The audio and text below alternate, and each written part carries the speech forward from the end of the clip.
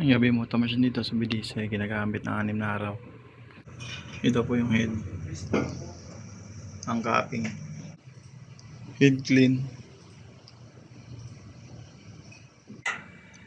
Nasa ng wiper. Pagkatapos ng head clean.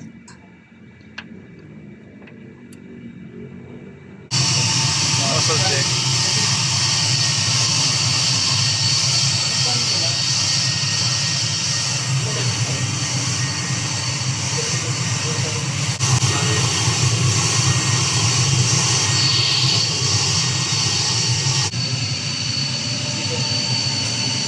Waste tank area. Ay kakatapon lang kahapon. Dito na po yung use namin. Nasa tanke na po. Ito lang po yung weekly maintenance checklist at daily physical and meteorology report. Thank you. Andito lang po yung news namin.